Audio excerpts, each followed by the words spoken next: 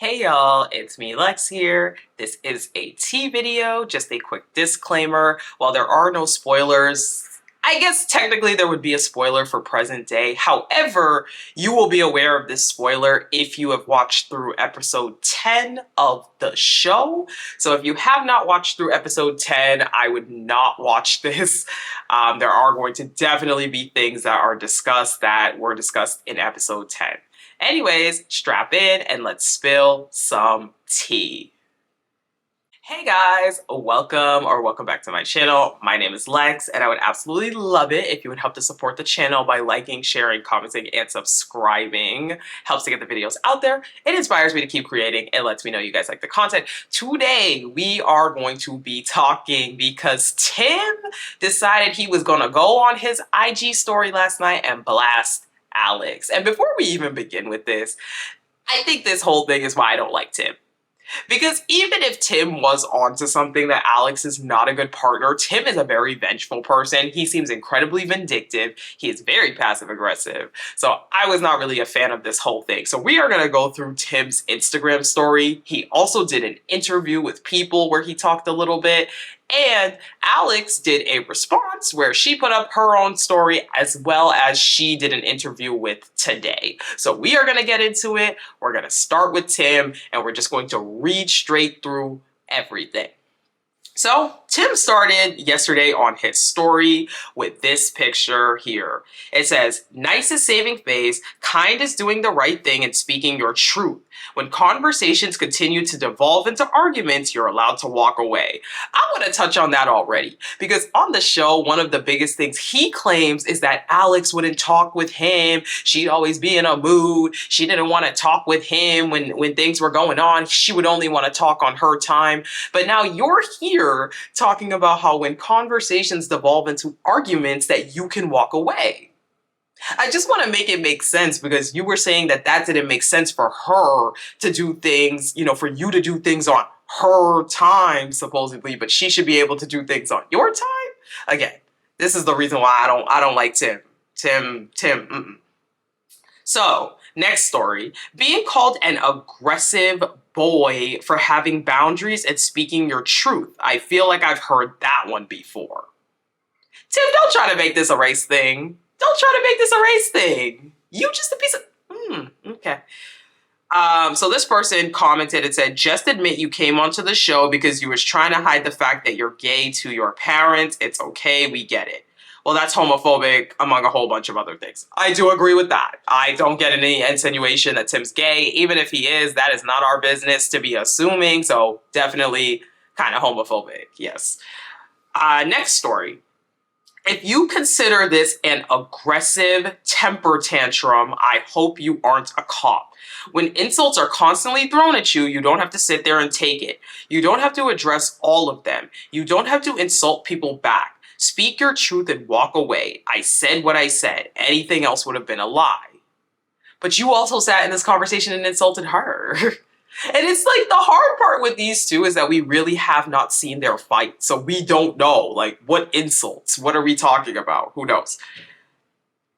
Next story. "If I have to ask you to show interest in my parents more than when you have to, it's a no for me, homie." I'm still stuck on this whole thing because, as I said before, most of us are aware by now that when you are filming these reality shows, you are filming for 10, 12 plus hours a day. Okay, what we see on screen, the 5 or 10 minute edit conversation could literally be over 4 or 5 hours of filming. And also, from what we now understand through the fight, Alex had to work that day. And she did clarify a little bit on her side as well. She talks about it in her interview that she had something to do that day as well. She had something to do that evening.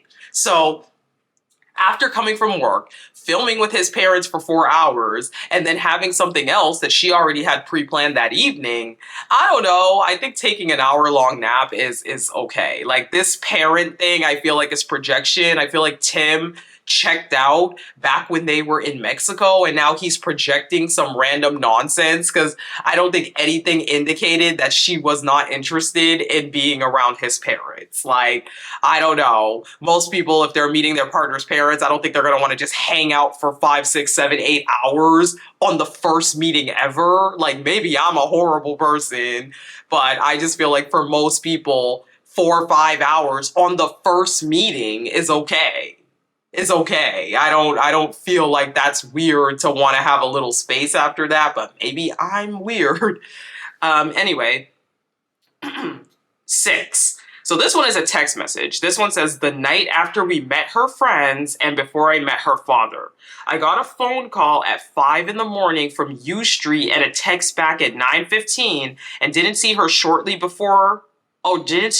shortly before filming began with her family. I am allowed to be frustrated. So it says here, 7:19 p.m. I'm about to come back to you. Then I guess this is the next day, October 27th. It says at 11:47, back at the apartment. Your makeup bag is in the bathroom. Going to the grocery store first thing in the morning. Good night. She responded at 11:49 and it says, thanks, babe. See you later tonight. Then October 28th at 9, what does it say? At 9:18 a.m., hey, babe, call me when you get a chance. So once again, looking through these messages, it was very clear that she had went out with friends. Like, I don't know what his point in all of this is supposed to be. Like, if you're going out with friends, it says, thanks, babe, see you later tonight. She went out with her friends, and I guess maybe she didn't come back until the morning or something, which again, we do not know the circumstances surrounding that. He's presenting it as if, oh, she just didn't come home. We don't know that, though. We don't know that because from what I'm under the impression of, it seems like she had went out with friends. She had went out to do something. And yes, okay, maybe it is a bit messed up that she was not in the apartment beforehand setting up to try to impress her family. But I feel like he's talking from this perspective where she was supposed to be there, impressing his family, doing the most. So maybe for her, impressing her family was him cooking for them. Like, I'm just saying. I just feel like there's a lot of nuance to this situation. And I'm trying to give both sides an equal opportunity to give their side. Now, obviously, I don't think it's necessarily great that it seems like this. But again, all he did was post a message. We don't really know any of the surrounding stuff behind it. Okay. Then this one has, quote, ready for marriage. He says, okay, text me so I know you made it. I'm gonna get some sleep. Good night. And then it says, good morning, you make it home. It says morning and yeah. Again, if she was going out with her friends, maybe she just crashed when she went home. Like, I don't know. Again, to me, these messages, I know that Tim think he went off on this and that he's demonstrating something, but to me, it just shows that Tim seems to be very, very, like, talk to me, check in with me every second. And I don't know about y'all, but I'm the kind of person where, like, if I go out with a friend for the night, which, hey, I don't really be doing that anymore like that. I don't be going out at night like that much. But when I do, I'm the kind of person where I'm like, I got you probably in the morning. Like, I'm not going to be texting you every hour. I might not even be looking at my phone. I might be busy. Like, if I'm at a concert or something, I'm not going to be like texting you every step of the way to let you know where I am. I'll just let you know what happened. And it's not uncommon to crash after you go out at night. So again, for him to be posting this and presenting this, that she's not ready for marriage, it's like, we don't know the full story. Because to me, it seems like she's the kind of person that just doesn't like texting a lot. And I'm not saying that's okay or not okay. But I think, again, this seems to me to be demonstrating this fact that Tim doesn't respect boundaries of people just maybe not wanting to talk at the moment. Like, not everybody's a texter. Like, I don't know. I don't know. I'm just saying. I'm just offering a different perspective because I feel like Alex is getting a lot of shit from people and I just don't know about this all.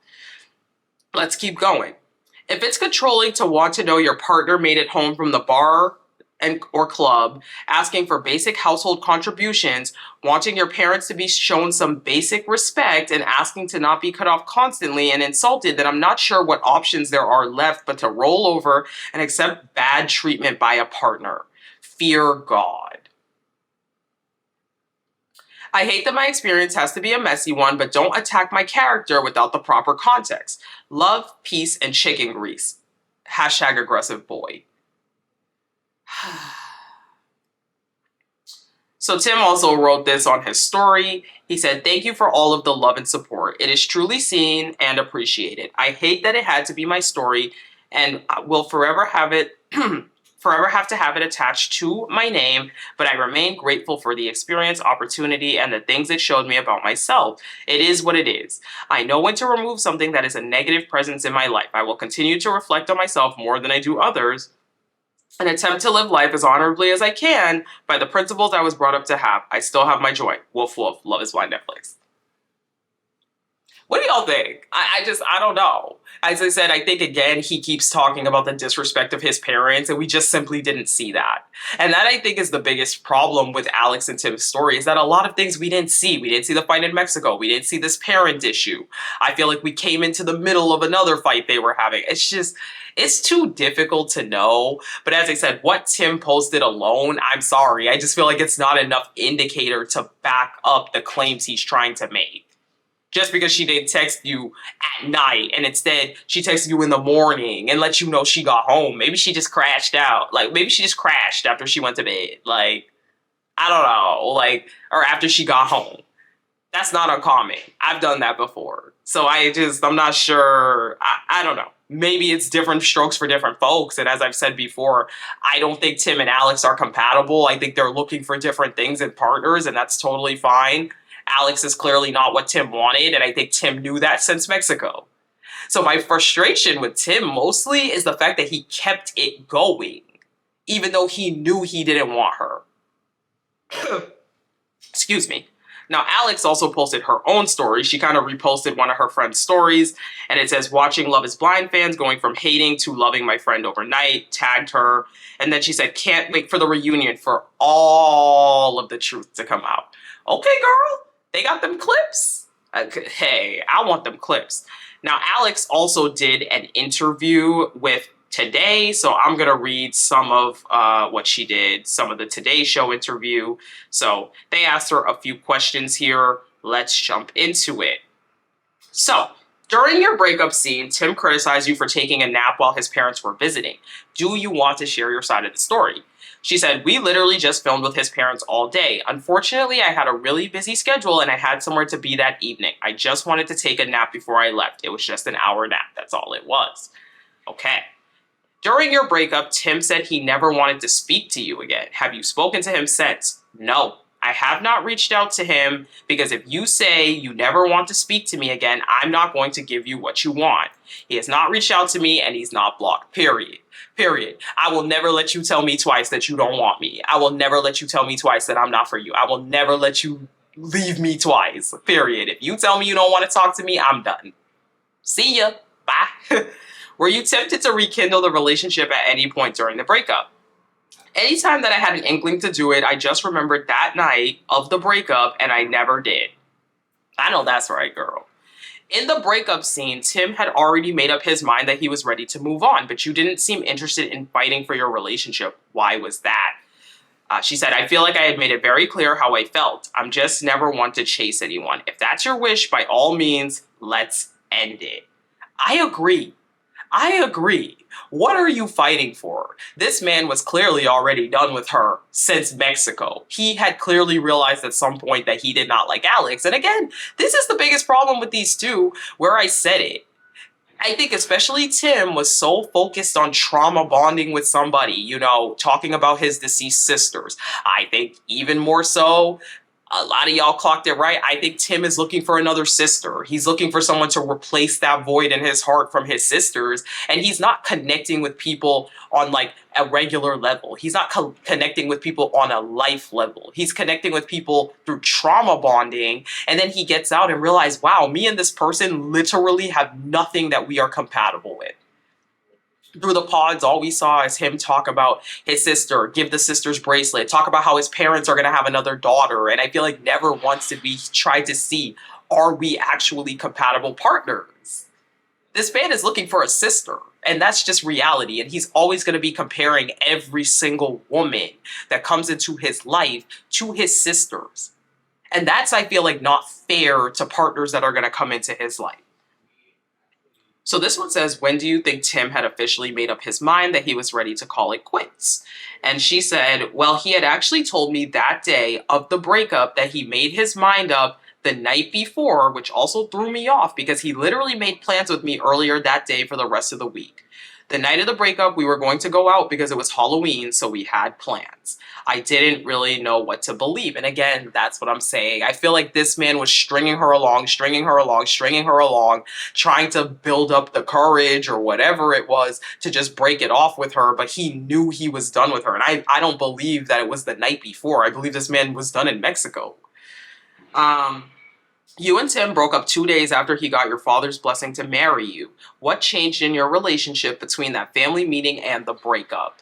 So she said, honestly, I don't know. I wish to this day I could give you an answer. The time that he met with my family, that was the most anxiety-driven time for me. I knew for a fact I could not say yes until my father gave his blessing. As soon as we got that, I was very thankful. For me to walk into a breakup, it kind of threw me off because I thought we were just going to talk about our plans for the week, what we had going on. It threw me off. I didn't know what happened. How did your dad respond to the breakup? She said he was truly devastated. To this day, he does not like Tim. He did not like that Tim went through the entire process. He looked at the letter that Tim wrote to him because my dad still has the letter. He looks at it like it was all just a lie. He reread it and was like, was any of this true? And that's, I think, the most messed up part.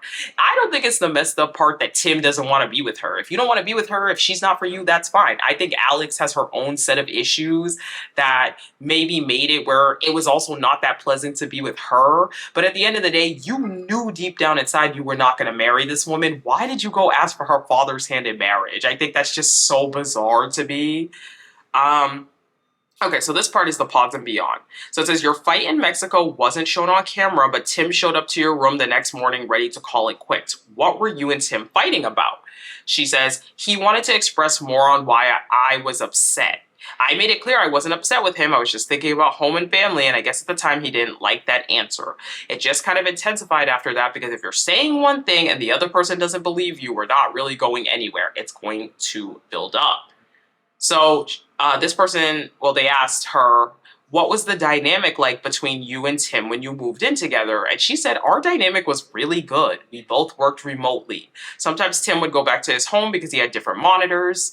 It was an easy dynamic. And every time we would come home or he would come home, we would either want to go out to eat, which was fine, or we would go out with the other couples, and that would be our routine every day. And it was great. We were always on the same page when it came to living with each other in our space and whatnot. Last question. As you look back on this dating experiment, was there a point where you believed your relationship with Tim would work? She said, I literally thought we were going to go all the way. There wasn't a doubt in my mind. In my previous relationship, couples are going to argue. They're not going to see eye to eye. So I didn't really think our issues would ever be too big to not go the whole way. Like I said, again, this man did not want to be with her, right? It's not even about, I feel like, the parents. It's not about the nap. It's not about her response. I think this man just checked out. Whatever it is, whatever built up expectation he has of whatever wife he wants to have, he just realized that she was not it. And again, as I said, I've already commented so much on my recap videos about Alex's attitude and things like that. But I do think that Tim really does have an issue where he is looking for someone to replace his sisters. And I think no woman is ever going to live up to that. And I feel like it's not fair to every woman that's coming forward, you know, that they're going to be put under this critique that they don't even know they're being put under. So anyway, what do you guys think of all of this?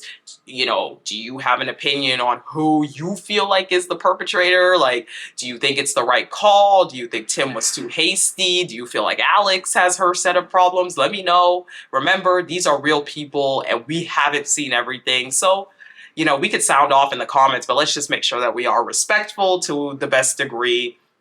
Also respectful of me, because my take is my take, your take is your take, and your take might not be my take, and that's okay. I respect your views, so I would hope you guys respect mine too.